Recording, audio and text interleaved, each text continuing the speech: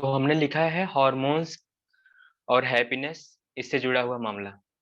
तो योग में बहुत सारे लोगों को या फिर पढ़ाई जिन्होंने किया है एक दो बार जाना होगा कि हार्मोन क्या होता है, लेकिन योग में इसका क्या योगदान है प्लस हमारे जीवन में ये कैसे असर करता है इसको जानेंगे। अगर ये बन जाए, बना हुआ रहे तो हमको कैसा लगता है, अगर ये शरीर में बिगड़ जाए, इसकी मात्रा कम ज्यादा हो जाए तो कैसा लगता है, योग से कैसे सही कर सकते हैं, हमारे भोजन से, हमारी नींद से, हमारे सोने जगने से, मतलब हम जल्दी सो जाएं या कभी कभी लेट 12-1 बज जाता है, तो बहुत कम ही लोग ऐसे बचे हुए हैं जो 9:30-10 बजे तक सो जाते हैं।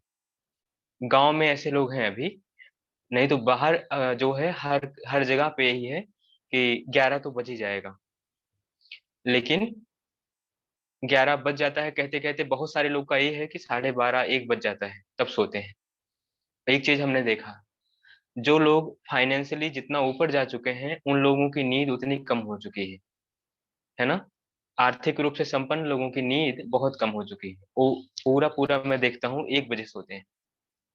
1 बजे सोते हैं फिर जल्दी उठ भी जाते हैं, ये भी अच्छी बात है। कुछ लोग ऐसे हैं जो 8 बजे तक सोते हैं। तो ये दिनचर्या पर कैसे असर होता होगा। हाँ, तो जिनकी अच्छी दिनचर्या है वही मत सोचना क्लास उनके लिए नहीं, उनके लिए भी माइनस पॉइंट अभी मिलेगा, जब हम बताएंगे तब समझ में आएगा। तो शुरू करते हैं सुबह से। और हॉर्मोन्स के बारे में थोड़ा बता दें हम पहले कि जैसे कोई भी फिल्म हम लोग देखते थे, अब थोड़ी सी फिल्में अलग आ रही हैं, लेकिन कोई भी फिल्म हम लोग देखते थे तो उस फिल्म में एक रोल होता था हंसाने वाला। पहले जब फिल्में बहुत पहले नहीं हुआ करती थी तो लोग नाचते थे, और नाचने वालों में एक हंसाने वाला होता था, जोकर कहते थे उसको। वैसे ही फिल्मों में हर सीरियस मोड पर बीच बीच में एक एक जोकर आता है, चाहे वो राजपाल यादव आते हैं, चाहे फिर वो जानी लीबर, कादर खान, कोई भी आता है, लोगों को हंसा के चला जाता है। कभी कभी वही जो जोकर है कुछ ऐसी सीरियस बातों को करता है कि पूरी फिल्म को मोड़ देता है वो, है ना। तो वो अचानक से लोगों को खुश भी करता है, कभी कभी सीरियस बातें करता है, कभी कुछ ऐसी बातें करता है कि पूरा का पूरा जो पैटर्न चल रहा है फिल्म का उसको मोड़ देता है। जोकर ताश के पत्ते में भी ऐसा ही खेल खेलता है जोकर। तो अपने निजी जीवन में या फिर आध्यात्म में भी एक उदाहरण ले लें, जैसे भगवान के समय में नारद जी थे, पूरी क्रिया प्रतिक्रिया अचानक से बदल दिया करते थे, बना भी दिया करते थे, बिगाड़ भी दिया करते थे। अगर पुजारी के तौर पे देखा जाए तो उनको कोई पूजता नहीं है, बाकी सबको सब पूजते हैं लेकिन उनको छोड़ के सबको सबकी पूजा होती, लेकिन रोल निभाते थे ठीक ठाक। इधर धरती पे कोई परेशान है तो यहाँ का पता वहां, वहां क्या चल रहा है वहां का पता इधर उधर किया करते थे वो, मतलब एक डाकिया थे।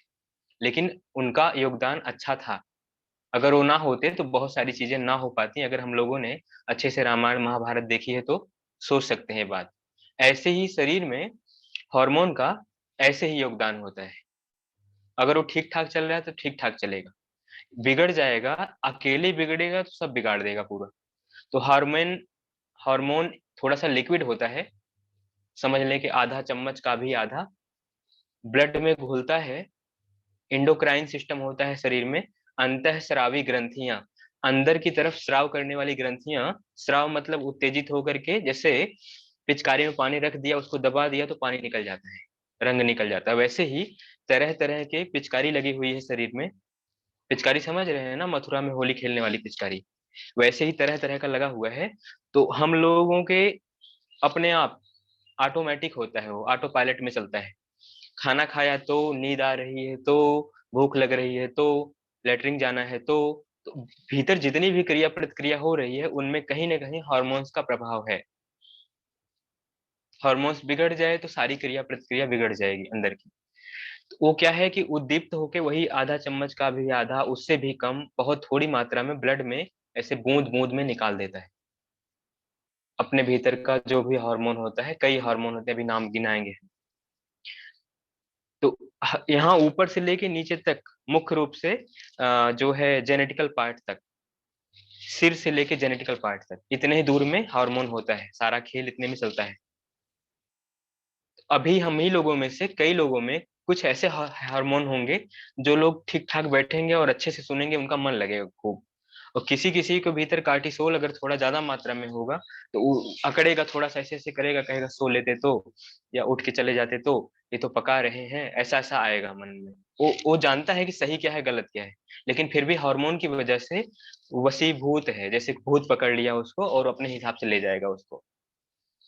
अभी देखते हैं, हॉर्मोन्स में लिक्विड होता है, ब्लड में घुल जाता है, ब्लड में घुल करके शरीर के हाथों पैरों पे, सोचने समझने पे, सब पे प्रभाव डालता है।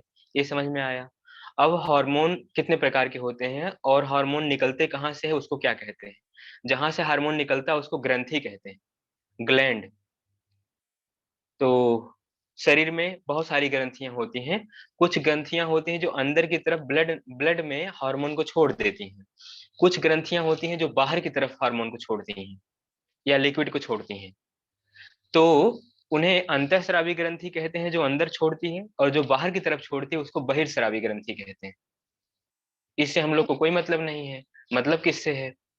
मतलब इससे है कि जिस जो हार्मोन छोड़ता है वो बराबर छोड़ता रहे, ठीक ठाक छोड़े, कम ज्यादा ना करे। कम ज्यादा कर देता है तो शुगर हो जाता है, थायराइड हो जाता है, पीसीओडी पीसीएस की प्रॉब्लम हो जाती है, ओवर थिंकिंग हो जाती है, तनाव हो जाता है, बहुत कभी कभी खुश हो जाते हैं, हाइपर खुश हो जाते हैं, हाइपर इमोशनल हो जाते हैं, रोने लग जाते हैं खुशी में, या फिर गम में रोने लग जाते हैं, शरीर अकड़ जाता है। भूत ना पकड़ा हो तो भूत जैसा पकड़ लेता है कुछ लोग को, कांपने लग जाते हैं अधिक क्रोध की वजह से। ऐसे ही हॉर्मोन्स के प्रभाव से न जाने कितना कितना शरीर में बदलाव आता है। आंखों में बदलाव आएगा, बोलने में बदलाव आएगा, जो बाल वगैरह निकलते हैं, बच्चे युवा होते हैं, वो भी हार्मोन की वजह से होता है। दाढ़ी बाल निकलना, बच्चों की आवाज का भारी हो जाना, है ना? तो शरीर में जो विभिन्न बदलाव आते हैं बच्चों में बड़े होने पर, वो सारे बदलाव भी, प्लस बच्चों का बड़ा होना भी हार्मोन से ही हो रहा होता है। अगर हार्मोन गड़बड़ हो जाए पिट्यूटरी से तो बच्चे छोटे छोटे हो जाते हैं। और किसी का हार्मोन हाइपर निकल जाए तो फिर खली की तरह लंबा हो जाता है। उसे जड़ मानवता कहते हैं। एक होता है मिक्सिडीमा, बौना बौना हो जाते हैं लोग, छोटे छोटे मोटे मोटे वोट हो जाते हैं, अफ्रीका टाइप के लोग हो जाते हैं, सूखा सूखा हो जाता है। तो हार्मोन की वजह से ही हम लोग बड़े हो रहे हैं। हार्मोन की वजह से ही कुछ लोग छोटे रह जाते हैं। हार्मोन की वजह से ही शरीर में बहुत कुछ बदलाव आते जाते रहते हैं। ठीक ठाक बदलाव रहे, गड़बड़ ना हो, इस पे ध्यान रखेंगे। अब आगे चलते हैं। हार्मोन को जान लिया कि ग्रंथि से निकलता है ना? अब एक एक ग्रंथि को लेके चलते हैं। तो ब्रेन में एक कान के लगभग सीध में अंदर, जहां पे अगला मस्तिष्क, तीन मस्तिष्क होता है। एक तो आगे है जो जो हमारे दिख रहा है ना? एक बीच वाला होता है, एक पीछे वाला होता है। अग्र मस्तिष्क, मध्य मस्तिष्क, पश्चिम मस्तिष्क, उसके बाद होता है मेडुला ऑब्लांगेटा, और प्लस नीचे होता है स्पाइनल कॉर्ड। तो लगभग चार पांच तरह का दिमाग होता है। अभी हम इस पे केवल तीन तरह पे जाएंगे। कुछ लोग कहते हैं ना तुम्हारा दिमाग तुम्हारे घुटने में चला गया है, कुछ कहते हैं कि स्पाइन में भी होता है ना? कुछ कुछ के घुटने फूल गए हैं, तो ये ना सोचना कि दिमाग घुटने में है ना? दिमाग यहीं पे है, मुख्य यहीं पे है, यहीं से बिगाड़ते हैं हम लोग, तो ये सब बिगड़ जाता है, शरीर गले से नीचे सब बिगड़ जाता है। इतना बिगड़ जाए तो इसी में जो अग्र मस्तिष्क है जहाँ खत्म होता है, जहाँ पश्चिम मध्य मस्तिष्क शुरू होता है, वहीं बीच में एकदम एक ग्रंथि होती है, उसका नाम होता है पिट्यूटरी ग्लैंड या मास्टर ग्रंथि। उसका नाम मास्टर इसलिए कर दिया गया है कि अकेले ही वो है, एक ऐसी ग्रंथि है जो लगभग 13 हार्मोन को छोड़ती है। मतलब 13 चम्मच मिलाती है अकेले ही, और हर एक ग्रंथि पे मिलाती है। उसका हर जगह पे, हर ग्रंथि पे कंट्रोल है। यहाँ है वो, लेकिन उसका कंट्रोल नीचे तक, गोनेट्स तक है, मतलब जेनेटिकल पार्ट तक है। ऊपर भी है, जितनी ग्रंथियां उनमें भी है, थायराइड, पैराथायराइड, थाइमस, एड्रिनल, सब पे उसका असर है। तो पिट्यूटरी अकेले कंट्रोल करती है। पिट्यूटरी गले की ग्रंथि को कंट्रोल करती है, जिसको हम लोग कहते हैं थायराइड, पैराथायराइड। तो, तो थायराइड, पैराथायराइड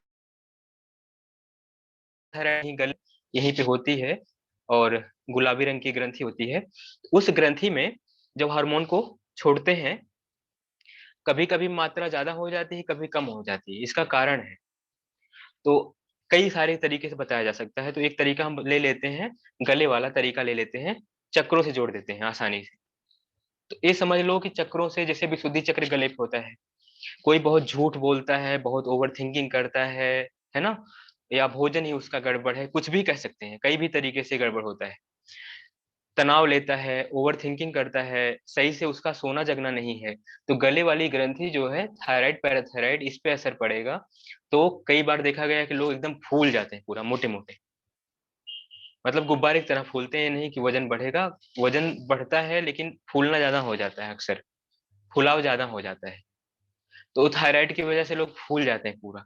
कई कई लोगों में थायराइड के बढ़ना और थायराइड का घटना दोनों होता है। थायराइड ग्रंथि से जो हार्मोन निकल रहा था, ज्यादा निकल गया या कम निकल गया, दोनों में कुछ लोग फूल जाते हैं, कुछ लोग पिचक जाते हैं हमारी तरह। लेकिन गनीमत है अभी, हम हमको समस्या नहीं है, मतलब हम बता रहे हैं दुबले होते हैं, हमसे बहुत ज्यादा दुबले हो जाते हैं, है ना, हम तो ठीक है।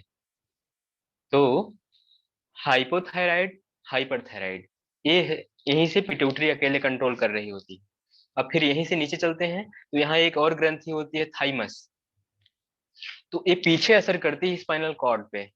अंदर हम लोगों के एक मैसेज आया है, तो कृपया जो क्वेश्चन, आवाज टूट रही है, काजल दीदी आवाज टूट रही है? नहीं टूट रही।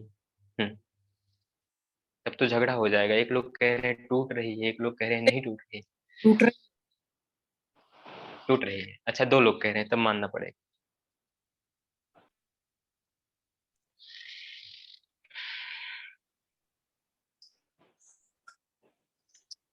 अब नहीं टूटेगी। तो यहाँ से नीचे एक ग्रंथि है थाइमस। एक और प्रभाव होता है, जैसे मान लो रात में हम लोग जब सो रहे होते हैं, जब हम लोग सो रहे होते हैं, तो जो स्पाइनल कॉर्ड है, स्पाइन की मेन हड्डी, उस हड्डी में भी ब्रेन का अंश होता है, मतलब वह भी हमारे सोचने समझने निर्णय लेने में उसका भी काम होता है, वह भी ब्रेन का एक हिस्सा होती है, और छोटा मोटा नहीं, बहुत इंपॉर्टेंट हिस्सा होती है स्पाइनल कॉर्ड। स्पाइनल कॉर्ड में से कुछ है, जैसे मान लो दिन भर हम लोगों ने काम किया, तनाव लिया, बहुत सारा अच्छा बुरा काम हुआ, वो जो है चीजें रात में ब्रेन की तरफ चढ़ जाती हैं।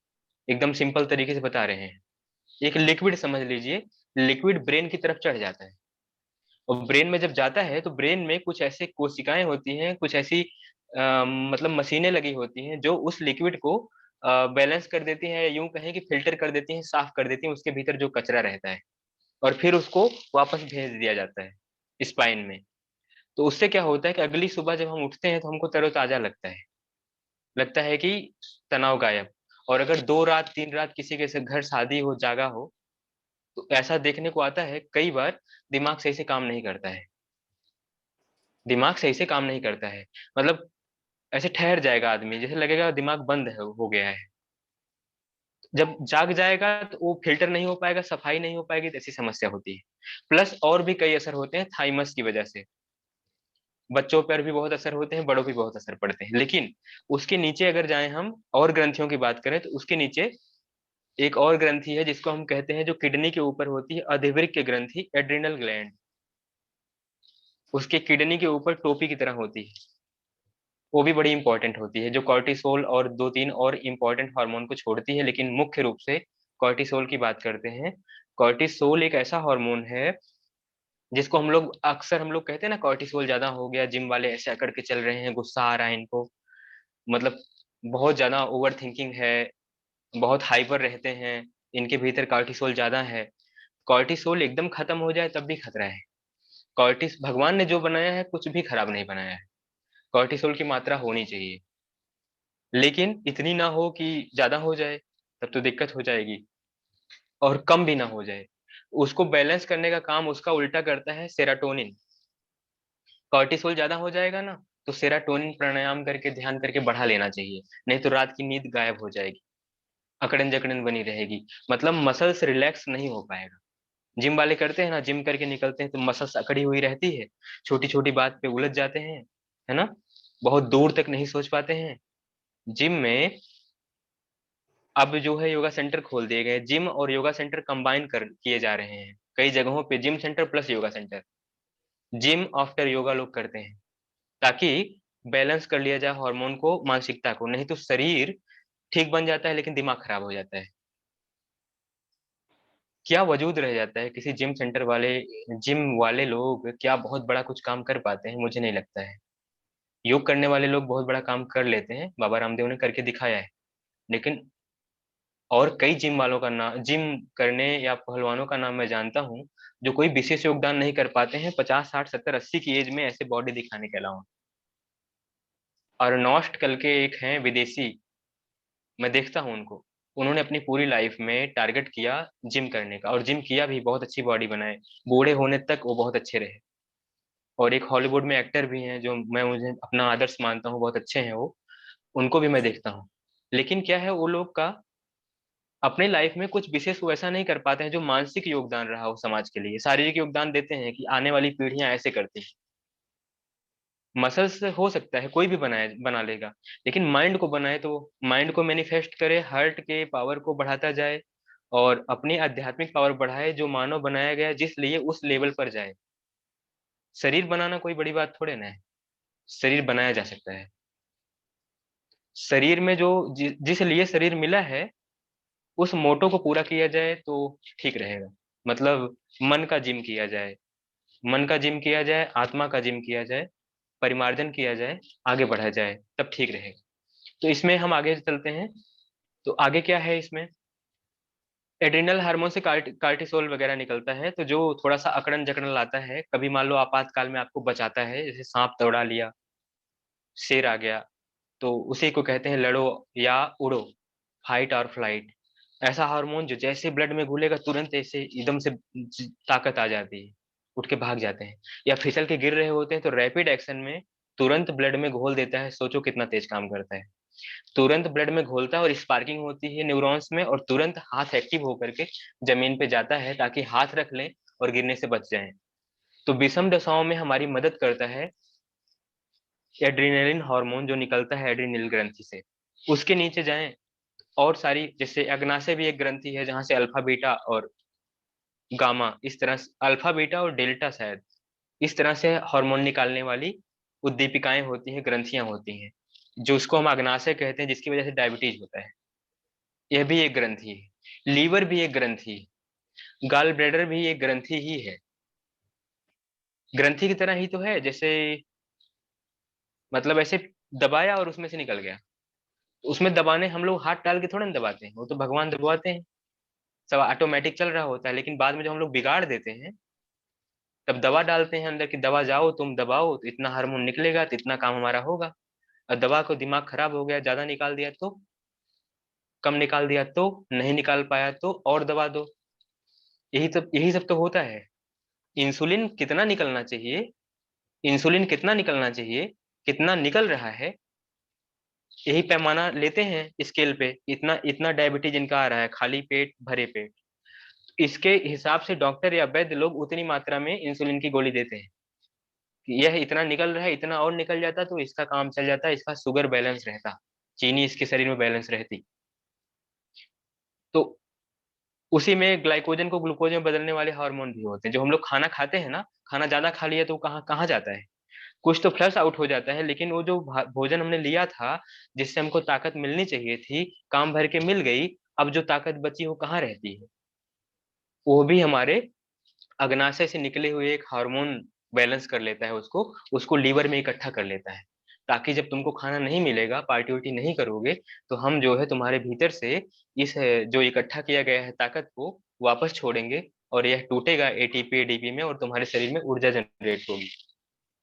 तो ऐसे करके शरीर में हार्मोन को अगर केवल देख लिया जाए ठीक ठाक से, तो अपने आप भगवान के प्रति श्रद्धा जाग जाएगी कि आदमी ने तो नहीं बनाया होगा, भगवान ने ही बनाया होगा, इतना जटिल है ना। तो फिर आगे चले, हाँ, इसको छोड़ देते हैं, थायराइड, अग्नाशय को, पैंक्रियाज को, जिससे इंसुलिन की मात्रा कंट्रोल की जाती है। हमने पहले भी बताया था, 2 लाइन और बता दें, इंसुलिन निकले, यहाँ से अग्नाशय से निकले और लीवर तक पहुंचे नहीं, तो भी डायबिटीज हो जाती है। इंसुलिन निकल नहीं पाए तो भी डायबिटीज हो जाता है, मतलब अग्नाशय खराब हो जाए, या फिर इंसुलिन अग्नाशय से निकल जाए लेकिन लीवर तक पहुंच ना पाए, या लीवर उसको लेने से इनकार कर दे, कहे कि हम नहीं लेंगे, हमारा दिमाग खराब हो गया है, क्योंकि ये आदमी तनाव लेता है, बहुत गुस्सैल आदमी है, रात रात भर जागता है, ये ठीक आदमी नहीं है, इसको बीमार करना है, अगर लीवर ऐसा कह दे तो भी डायबिटीज होता है। ऐसे ही कंडीशन में डायबिटीज होता है। ऐसे ही एड्रेनलिन हार्मोन से कार्टिसोल ज्यादा मात्रा में निकल जाए तो बिना किसी वजह के ही एकदम जकड़े अकड़े रहेंगे, या कॉर्टिसोल निकले ही ना, लुंज पुंज हो जाएंगे। लुंज पुंज समझते हैं ना, एनर्जी ड्रेन हो जाती है एकदम से, मतलब आदमी तो है लेकिन औरत की तरह है, या औरत है तो एकदम न्यूट्रल की तरह है, मतलब कोई उत्साह नहीं है, जोश नहीं है, मतलब रानी लक्ष्मीबाई की तरह होने की बात कर रहे हैं। और यहाँ क्या है कि कमर टेढ़े करके बैठे हैं, है ना। घोड़े बैठी थी, बेटे को पीछे बांधी थी और ऐसा लड़ी थी कि दुनिया याद करती है, और इधर क्या है कि हम लोग बैठ नहीं पाते, है ना। तो वो क्या था, वो हार्मोन ही था ना, कॉर्टिसोल को बैलेंस कर लिया था राणा प्रताप ने, भगत सिंह ने। मात्रा कहाँ कितनी रखनी है, ब्रेन से अपने शरीर को कंट्रोल करने का नाम था वो लोग कर्मयोगी थे, है ना। मतलब जो काम कर रहे थे उस समय अपने आप के प्रति अवेयरनेस बहुत तगड़ी रही होगी, फुल बॉडी पे फुल कंट्रोल रहा होगा, तब जाके इतना बड़ा बड़ा काम किया उन लोगों ने। ऐसे थोड़े ना कि तुम तलवार चला रहे हो गुस्से में आकर के सबको मार दोगे, गुस्से के साथ साथ बहुत ज्यादा अवेयरनेस रही होगी, नहीं तो पीछे से कोई दो तीन तलवार मार दिया होता, घोड़े का पैर ही काट दिया होता। हम लोगों ने बहुत कुछ सोचा है, सोच भी सकते हैं, पीछे से मारना ही था तो तमाम तरीके से मार सकते थे। फुल अवेयरनेस प्रति प्लस आभा रही होगी, ऑरा रही होगी हाइपर, जो उन्होंने जीता। ऐसे करके तमाम लोग हुए, शिवाजी हुए, राणा प्रताप जी हुए। तो मतलब वो लोग कर्मयोगी रहे होंगे, सामान्य लोग नहीं रहे होंगे। सामान्य लोग ऐसा नहीं कर सकते हैं, जो 9 बजे सो के उठते हैं, वो लोग ऐसा नहीं कर सकते हैं। तो आगे चलते हैं। आगे नीचे की ग्रंथियां हैं जो सबसे इंपॉर्टेंट रोल अदा कर रही हैं आज के समय में। गोनेट्स ग्रंथियां, माताएं ज्यादा परेशान है पुरुषों की तुलना में। उसको कहते हैं प्रोजेस्टेरॉन, जेंट्स में टेस्टोस्टेरोन लेवल का कम होना, ज्यादा होना। ये सब हमारे दिनचर्या की वजह से हो रहा है। अब यहीं से, जैसे कि अब उससे क्या क्या बीमारी होती सभी को पता है, हमने एक दिन क्लास भी लिया था पीसीओडी पीसीओएस पर। और हमने ये भी बताया था कि नीचे की ग्रंथियों का प्रभाव ब्रेन पर, ब्रेन की ग्रंथियों का प्रभाव ब्रेन पे हो रहा है, प्लस नीचे का मैटर खराब है, नीचे की ग्रंथियां खराब है, उससे उसका भी प्रभाव ब्रेन पे हो रहा है। मतलब ऊपर से गड़बड़, नीचे से भी गड़बड़, मूलाधार से भी गड़बड़, सहस्त्रार और आज्ञा चक्र से भी गड़बड़, बीच में से भी गड़बड़। और सारे मशीनरी मुख्य मुख्य रूप से यही इतने में है, सिर से लेके और धड़ तक, यहाँ जहां से पैर निकले हुए हैं।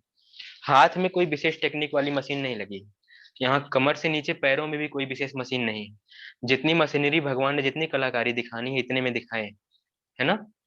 है, हाथों में भी है, लेकिन मुख्य चीजें हम लोग आज पॉइंट करेंगे तो यही है, इतना ही है। अब यहीं से लौट चलते हैं, बहुत ध्यान देना। अब यहाँ सिर से लेके यहाँ तक का जो पार्ट है, चेस्ट तक का जो पार्ट है, ये है सुबह है, प्रातः काल है, ठीक है। इतना प्रातः काल है, मॉर्निंग। एक मिनट, हाँ, इतना जो पार्ट है ये मॉर्निंग है।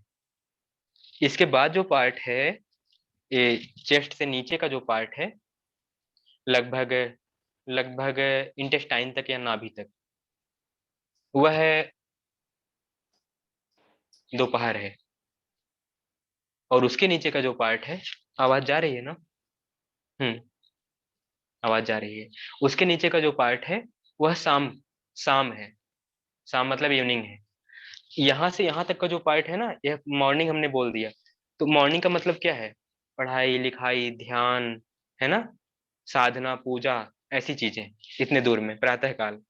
इसके बाद ये जो बीच का है, मतलब पेट पूजा, फिर यहाँ चेस्ट से नीचे लेके पेट पूजा, खाना खाया, खूब अच्छा खाया, नाश्ता किया, पचाया, यहाँ से ऊर्जा जनरेट हुई, ऊर्जा बनी तो क्या कराएगी, काम कराएगी, सोचवाएगी ठीक ठाक।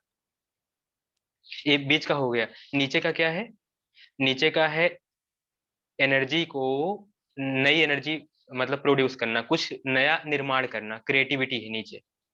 चाहे नई संतान पैदा करना, या फिर उसी चीज को दूसरे वे में लें तो पढ़ाई लिखाई करके कुछ नया क्रिएट करना, नया जनरेट करना, नई प्लानिंग करना फ्यूचर की, या फिर कोई क्रिया करना, कोई काम करना। इतना हमने समझा।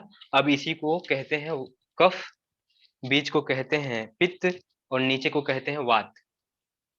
ऊपर को कहते हैं बचपन, बीच को कहते हैं जवानी, और नीचे को कहते हैं बुढ़ापा। समझ में आ रहा है ना खूब। शोभा दीदी, सो तो नहीं गई। लगता है आप लिख रहे हैं। ठीक है, तो ये जो ऊपर का हिस्सा है ये हो गया, ऊपर का हिस्सा जो है ये हो गया हम लोग का बचपन, बीच का हिस्सा हो गया जवानी, और नीचे का होगा बुढ़ापा। ऊपर का हो गया, हम अक्सर बताते हैं कफ। कफ जब बचपन में कोई छोटा छोटा रहता है उसको क्या, सर्दी जुकाम कफ यही सब पकड़ता है बार बार, कफ। कफ, सुबह में कफ हावी रहता है, तो कफ हावी में क्या होता है, लेजीनेस रहता है। सुबह के समय कहो कि उठ के तुरंत दौड़ो, तेजी से कहाँ कोई दौड़ पाएगा, एनर्जी उतनी नहीं रहती है, एनर्जी कम रहती है ना। कफ का मतलब है भारीपन। कफ में मिट्टी और पानी होता है, मिट्टी और पानी के प्रभाव से शरीर में भारीपन रहता है। बहुत ध्यान देना, आप लोग पहले सुन चुके हो, जो पहले सुन चुके हैं वो पूर्वाग्रह से ग्रसित होंगे। वो सोचेंगे मेरे को तो आता है, उसी में कुछ ऐसा चला जाएगा कि आएगा ही नहीं, है ना। ये मत सोचना कि मेरे को आता है, ये सोचना कि मेरे को पहली बार बताया जा रहा है। यहाँ जो कफ था, कफ में पानी और धरती माता होती है, जल तत्व और धरती माता, इतने में। तो यह क्या करता है, भारीपन लाता है। सुबह के समय हम लोगों में थोड़ा भारीपन और लेजीनेस रहता है, एकदम से मतलब कंफ्यूज टाइप के रहते हैं। कब से कब तक, 6 बजे से लगभग 10 बजे तक, मान लीजिए एक पैमाना, हमने देखा नेट पे एक पैमाना है। 6 बजे से 10 बजे तक किताबें भी लिखती हैं कि एक पैमाना है कि 6 से 10 के बीच में हम लोगों के भीतर कफ हाई पर रहता है। अब 10 बजे से लगभग 2 बजे के बीच में पित्त हाई पर रहता है। पित्त मतलब ये पेट वाला हिस्सा पूरा एकदम एक्टिव रहता है, मतलब खाना खिलाओ इसको खूब अच्छे से, पूरा एक्टिव रहता है। उसके बाद नीचे कमर के हिस्सा जो है शाम होते होते एक्टिव होता है। कब से कब तक, पहला चलता है कफ का सुबह 6 बजे से लेकर के 10 बजे तक।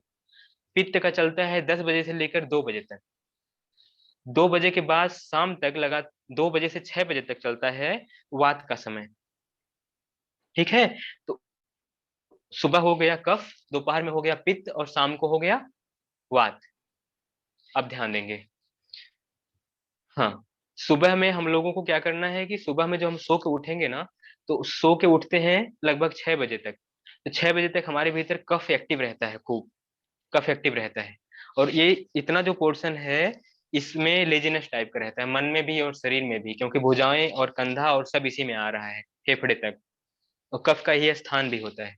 तो भारीपन भारीपन रहेगा, उसको दूर करने के लिए हमको एक्सरसाइज करनी चाहिए, मेहनत करनी चाहिए। सांसों का या फिर कॉर्डिक का मतलब पंपिंग तेज कर देनी है, एक्टिव हो जाना है, चाहे दौड़ना है ना। हाँ, प्राणायाम भी असर करेगा, लेकिन उसके पहले असर करेगा ज्यादा। मतलब 4 बजे ब्रह्म मुहूर्त में, 3 बजे, 4 बजे, 5 बजे प्राणायाम और ध्यान और पूजा पाठ काम करेगा।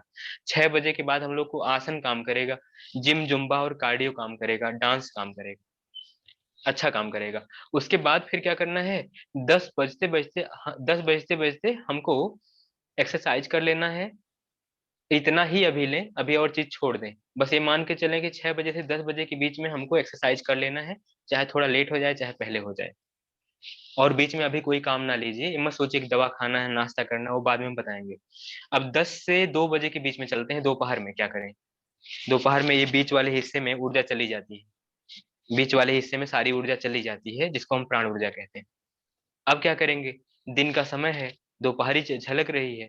अब हम उस समय भोजन करेंगे, तगड़ा तगड़ा भोजन, क्योंकि सूरज जब बहुत हीट होता है उस बीच में हम तगड़ा भोजन ले सकते हैं, वह उसको पचाने की क्षमता रखता है, जठराग्नि को प्रदीप्त रखता है। तो 10 से 2 के बीच में नाश्ता ले सकते हैं या भोजन ले सकते हैं। नाश्ते का प्रावधान प्राचीन काल में नहीं था, सीधे सीधे लोग भोजन ही किया करते थे। अब बहाना हो गया है, 2-3 बार खाना है तो लाओ इसको नाश्ता नाम दे देते हैं, इसको खाना नाम दे देते हैं, है ना। और नाश्ते भोजन में अंतर क्या होता है, इतना अंतर होता है कि जहाँ आधी रोटी और थोड़ी सब्जी खाओ तो उसको कहते हैं नाश्ता है, और 4 रोटी और थोड़ी सब्जी खाओ तो उसको कहते हैं भोजन है ना। ये कुछ दिन पहले की परिभाषा थी, अब परिभाषा चल रही है कि टोस्ट खाओ, बर्गर खाओ, पता नहीं डोसा खाओ, अजीब अजीब नाम। किताब में प्राचीन कोई किताब मिलेगी तो क्या उसमें मिलेगा डोसा बर्गर। अनुदित 56 भोग में क्या रहा होगा भगवान श्री कृष्ण को, अब तो विकल्प मिल गया कहने का, हो सकता है डोसा रहा हो, है ना। भगवान श्री कृष्ण का 56 भोग लगता था ना, उसमें न जाने क्या क्या, मैक्सिमम फल ही रहा। कभी देखिएगा फल ही रहा, ऐसे थाली में हमने देखा है, मथुरा उथुरा में पूजा होती है तो फल ही रहता है मैक्सिमम। ये मत सोचना कि उसमें तरह तरह का डिशेज होता है, कुछ नहीं होता है। ये डिशेज पहले हम आलू लोगों की नहीं नई खोज। हाँ पता से दीदी। आया हुआ है। पहले के क्या, टाइम में आलू नहीं होते थे, का आलू सब्जियां। पुर्तगाल से आया हुआ है, यूरोप से आया आलू हुआ है, पुर्तगाल से। ये सब आलू क्वेश्चन आप थोड़ा, हाँ रैंडम हो जाता है दीदी। हाँ, अभी बाद में इस चीज को डिस्कशन करते हैं। तो हाँ, अमरूद आलू ये सब विदेशी चीज है, कैंची वैची सब बाहर से आई, पुर्तगाल से आई। इंडिया की अपनी अलग अलग चीजें थी जो बेहतरीन थी, इंडिया का सब उठा ले गए, यहाँ सब खराब खराब चीज छोड़ दिए। यहाँ का पढ़ाई वढ़ाई सब उठा ले गए, तो यहाँ पे खराब खराब पढ़ाई दे दिए, मोबाइल दे दिए, लैपटॉप दे दिए, हम लोग को बर्बाद कर दिए, है ना। अब फिर से जागना पड़ेगा। तो आगे चलते हैं।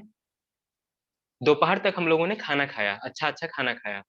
दोपहर के बाद ऊर्जा नीचे की तरफ जाती है। दोपहर में कुछ और भी कर सकते हैं, जैसे खाना खाया तो खाने से ऊर्जा बनेगी। ऊर्जा बन रही है तो क्या इसका मतलब सोएंगे खाना खा के? खाना खाने के बाद नींद आती है। खाना खाने के बाद जो ब्लड है वो पूरा शरीर, ये जो बीच का हिस्सा है ना, पूरा खींच लेता है। उसमें एक ग्रंथि है जो हम कहते हैं अक्सर स्प्लीन। स्प्लीन मतलब प्लीहा, तिल्ली। तिल्ली सारा ब्लड खींच लेती है। जब खींच लेती है तो हार्मोन्स को उत्तेजित करना चाहती है, वही हार्मोन्स निकालती है जो पाचक हार्मोन होते हैं, है ना। पाचक हार्मोन और एंजाइम होते हैं जो भोजन को पचाते हैं। आवाज नहीं जा रही। हाँ, तो मैं कह रहा हूँ इंसुलिन को खींच लेता है, इंसुलिन को नहीं, ब्लड को खींच लेता है स्प्लीन, ताकि वह पाचक एंजाइम को छोड़ सके। तो जब वह खींचता है ना पूरे शरीर से और सिर से खींचता है तो हम लोग को नींद आने लगती है। तो खाना खाने के बाद अक्सर नींद आती है, लेकिन अगर आप उसको थोड़ा सा रोक पाओगे ना तो फिर नहीं आएगी, फिर वो दूर चली जाएगी। कई बार ऐसा हुआ होगा कि जब हम लोग नींद आ रही है और तुरंत मुंह धो लें और कहें कि नहीं हमको पढ़ना है या एग्जाम देना है, लेकिन हम लोग क्या करते हैं कि पूरा सालों साल सोते हैं 10 से 2 बजे के बीच में, 3 बजे के बीच में, और अचानक किसी बच्चे का एग्जाम आ जाए 12 बजे, तो उस दिन तो जाग जाएगा लेकिन उसका दिमाग सो जाएगा। एग्जाम हॉल में जाएगा क्योंकि रोज रोज सोया है, 12 से 1 एग्जाम है, और 12 से 1 रोज सोया है, आज जग के आया है क्योंकि आज एग्जाम है। वो तो एक्टिव रहना चाहेगा लेकिन भीतर से कहीं ना कहीं वो न्यूरोप्लास्टिसिटी की वजह से सो जाएगा, उसके न्यूरॉन्स सो जाएंगे। तो उसको उस समय जाग तो रहा होगा, पेपर दे रहा होगा, लेकिन ब्रेन उतना एक्टिव नहीं काम करेगा जितना करना चाहिए था। ये बात हुई। आगे शाम को क्या करना है, मतलब दोपहर में खाना खाया, ऊर्जा मिली तो ऊर्जा को यूटिलाइज करें, सोचें कुछ।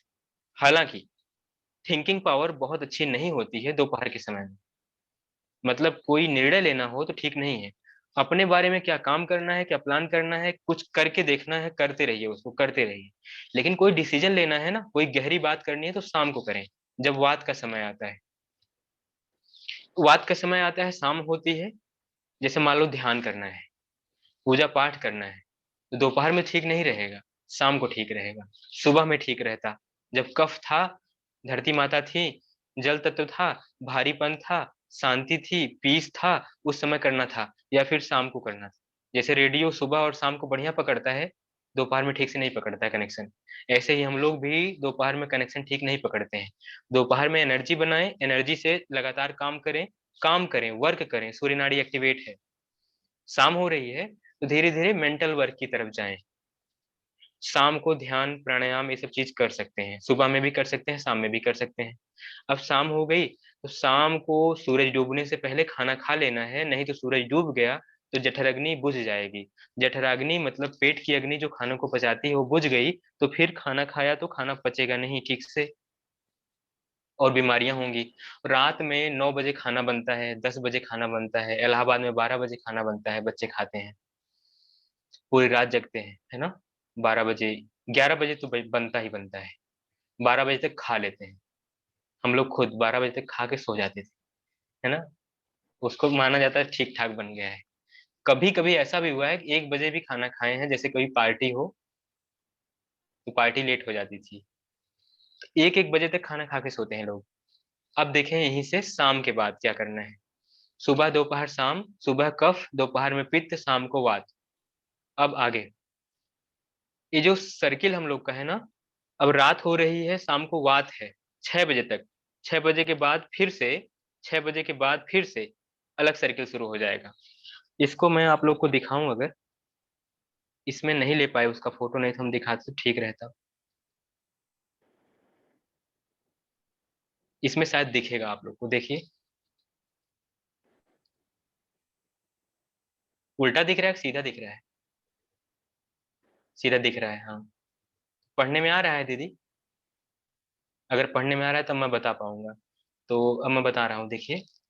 हम्म, वात का टाइम 2 बजे से 6 बजे तक दिया है ना।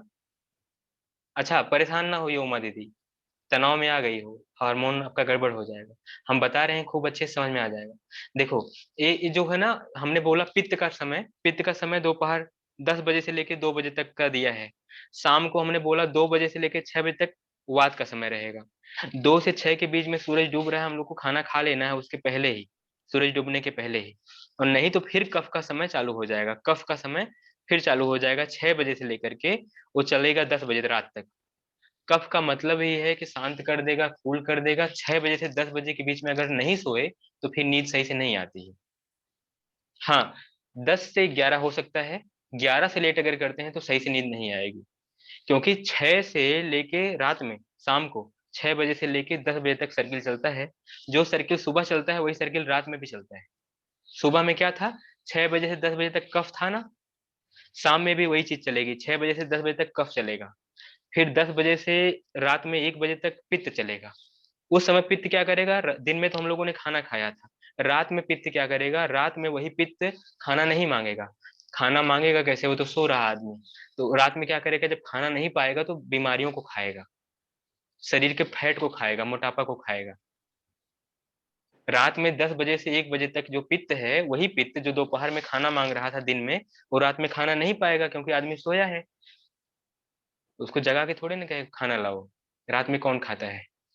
हाँ, जो व्यक्ति मोबाइल चला रहा होगा, नेट पे रह रहा होगा, अचानक से कहेगा एक कॉफी बनाओ, रात में पीते हैं, क्योंकि 11 बज रहे हैं, अभी तो लेट नहीं हुआ, 12 बजे तो हम लोग को सोना ही है। तो रात में वो कुछ खा लेगा।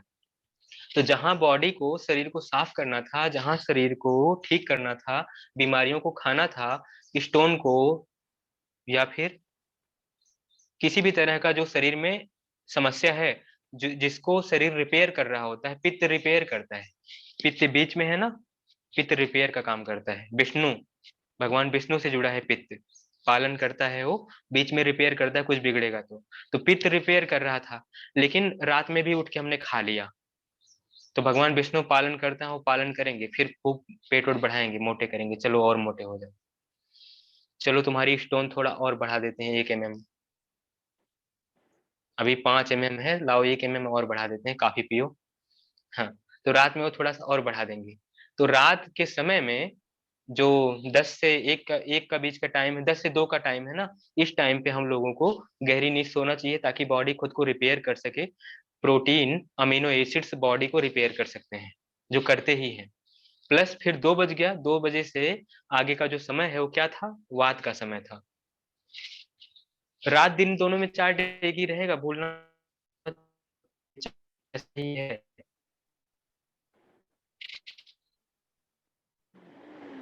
ये इससे बढ़िया ये वाला, घड़ी सहित।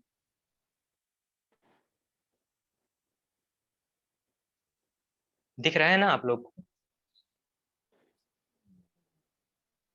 हम्म, टाइम वाइम दिख रहा है ना, घड़ी, इसको हम फोटो भेज देंगे, आप लोग फोटो देख लीजिएगा, तो यही घड़ी अपने दीवार पे टांग दीजिए। सच में ये घड़ी अच्छी घड़ी है। जो घड़ी हम लोग के घर में है उससे कम इसका वैल्यू थोड़े ना है। इसमें ये भी दिया गया है खाना कब क्या करना है, कब काम करना है। देखो वहां लिखा गया है, digestive process, digestion is strong 10 to 2, वाता 2 to 6, माइंड इज अलर्ट। 2 बजे से 6 बजे के बीच में माइंड अलर्ट लिखा गया है इसमें। और कफ का लिखा है 6 से शाम को 6 बजे से 10 बजे तक, या सुबह को 6 बजे से 10 बजे तक, उसमें लिखा गया है हैवीनेस एंड स्लीप। इसीलिए सुबह सुबह में कई लोग को नींद आती है ना, कहते हैं जाने दो अब नहीं उठेंगे, योगा नहीं करेंगे, 6 से लाओ 8 तक सोते हैं। उनके भीतर क्या होता है ना, जो ए रिलैक्सेसिंग हार्मोन होता है, जैसे एक हार्मोन होता है जिससे नींद आती है, उसका नाम होता है मेलाटोनिन। मेलाटोनिन हार्मोन अगर ब्रेन में स्रावित ना होना तो नींद नहीं आती है। और मान लो नीली नीले रंग का पूरा एकदम घर में लाइट जला दिया, नीले रंग और व्हाइट रंग, इन दोनों से उसको एलर्जी रहती है। अगर घर में सब बल्ब जला के सो तब क्या नींद आएगी अच्छी? आ तो जाएगी, लेकिन गहरी नींद नहीं आएगी, क्योंकि मेलाटोनिन हार्मोन ब्लड में सही मात्रा में नहीं घुलेगा, बहुत कम घुलेगा। हालांकि नींद आएगी, आदत है बचपन से सोने की, कुछ लोगों की आदत है सोने की, आदत की वजह से नींद आ जाएगी। लेकिन जितनी बढ़िया आनी चाहिए थी नहीं आएगी, क्योंकि अंधेरे में ही मेलाटोनिन स्रावित होता है। और ब्लू लाइट से उसको एलर्जी है, ब्लू लाइट ही मोबाइल से निकलता है ना। तो क्या होता है कि हार्मोन सही से नहीं निकलता तो नींद सही से नहीं आती, तो क्या होता है सुबह में जब आदमी एक दो करवट लेता है, मन करता है चलो अब सोते हैं 8 बजे तक, क्लास कल करेंगे। तो वह उस समय में सो रहा है जब कफ का समय है, जब उसके भीतर स्लीपी और लेजीनेस है, तो सो रहा है। अब फिर उठेगा तो लगभग उसका समय क्रॉस हो जाएगा, तो यही समय आगे पीछे हम लोग कर डालते हैं, इसलिए बीमारी होती है। अब यहाँ पे एक चीज जरूर देखें कि वात का जो समय था, जिस समय हमारा माइंड अलर्ट था, वो 2 बजे से लेके अब तक है, 5 मिनट हुआ है, 6 बजे तक अलर्ट रहेगा माइंड, है ना। अब 6 बजे के बाद जो हमसे क्लास लेगा उसकी क्लास बढ़िया नहीं दे पाएंगे, कोशिश तो करेंगे, लेकिन यह प्रकृति के खिलाफ रहेगा, यह नियम के आगे पीछे होगा।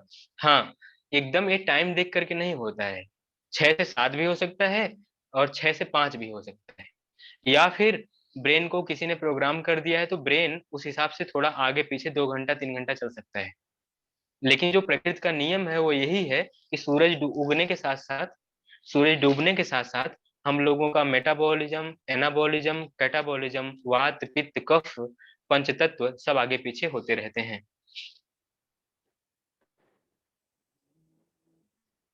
तो हमने कहा कि भोजन के हिसाब हाँ दीदी अब ठीक है ना। हाँ, हमने कहा कि हमारे हम लोग की जो दिनचर्या होती है ना, वात पित्त कफ के हिसाब से मेटाबॉलिज्म, एनाबॉलिज्म, कैटाबॉलिज्म प्लस पंच तत्व के हिसाब से चलता है।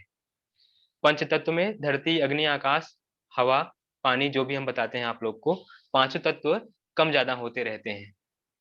उस चीज को हम समझ नहीं पाते हैं तो हमको बीमारी होती है। वात पित्त कफ के हिसाब से हम लोग चल नहीं पाते हैं, इसके वजह से हम लोग को बीमारी होती है। शाम को अगर खाना खा लिया होता, शाम को खाना खा लिया होता, अगली सुबह और आज की शाम के बीच में कितना अंतर आ रहा है, लगभग 12-13 घंटे का अंतर आ रहा है।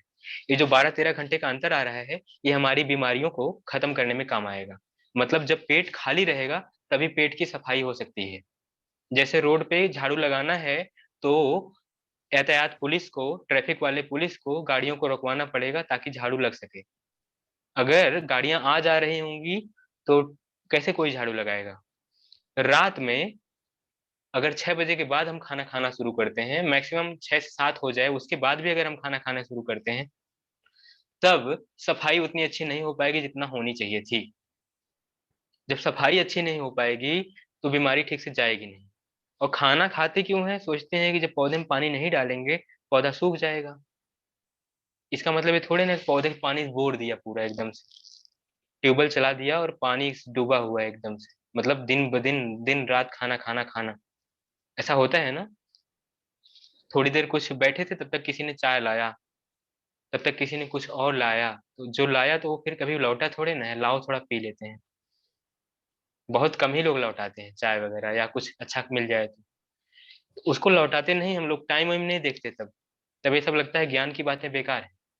ज्ञान की बातें कब जरूरी लगती हैं, जब समस्या कोई हो जाती है। तब कोई छोटा सा बताता ना, वहां एक वैद्य है ऐसे कर देता है तो वैसे हो जाता है, तो उसका पता पूछते पूछते पहुंचते हैं। वो कहेगा ये लकड़ी खा लोगे तो इससे ये हो जाएगा, ये छोटी सी चीज खा लोगे इससे ये हो जाएगा, आदमी मजबूरी में वो सब कर डालता है। हमने भी किया है, मजबूरी में सब कर लेता है तब। तो खुद को फ्री ना छोड़ें, अलर्ट रहें, तो इससे जो है बैलेंस मिलेगा। अब इसमें थोड़ा सा और देख लेते हैं। हम्म।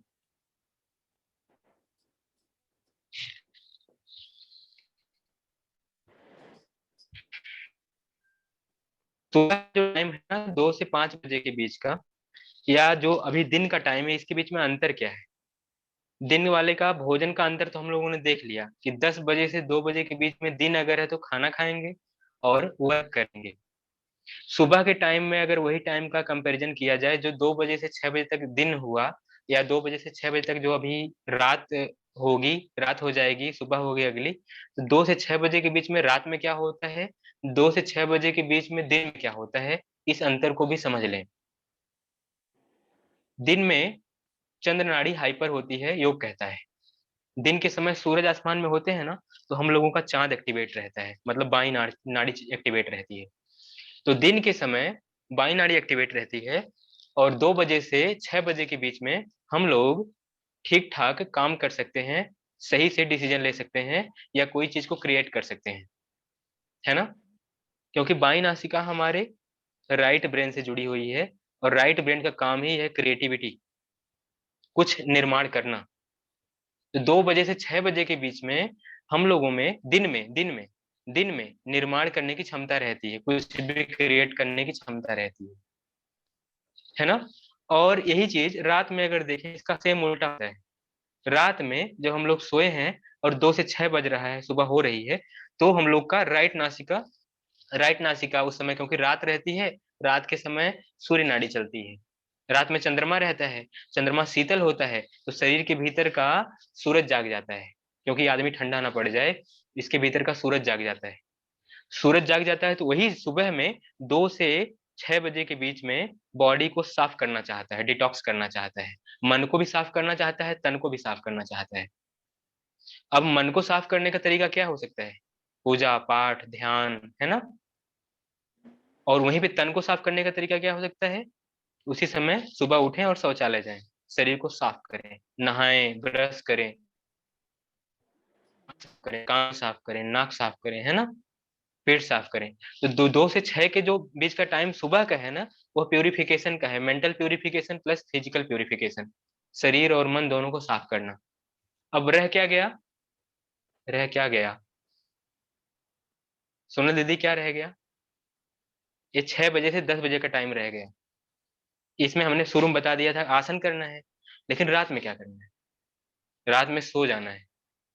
दिन में क्या करना? आसन करना है, नाश्ता कर लेना है, और जो टाइम मिल रहा है उसमें नाश्ता और केवल आसन थोड़े ना करेंगे, 3-4 घंटे 5 घंटे जो मिल रहे हैं, नाश्ता किया, आसन किया, ठीक ठाक कार्डिक रेट को बढ़ाया, और अब बैठने का समय मिला तो स्वाध्याय करें, पढ़ाई करें, या कोई इंपॉर्टेंट काम सुबह के समय में कर सकते हैं हम लोग। और वही जगह पे रात में जब कफ हावी रहता है 6 से 10 के बीच में, तो 10 बजते बजते या बहुत ज्यादा लेट अगर हो जाए तो 11 बजते बजते अगर नहीं सो जाएंगे, तो वही 11 बजे के बाद से या 10 बजे के बाद से पित्त एक्टिवेट हो जाएगा। और पित्त का काम है ओवर थिंकिंग करना, खाना पचाना, या शरीर को साफ करना। और उस समय हम लोग क्या कर रहे होते हैं? मोबाइल चला रहे होते हैं रात में, या किसी से बात कर रहे हैं रात में। 10-11 बजे तक अगर ये समस्या हम लोग करते रहेंगे तो आगे क्या होगा? ध्यान देना, यहाँ एक इम्पोर्टेंट जगह है, जो इम्पोर्टेंट पॉइंट है उसको नोट कर लें अपने दिमाग में।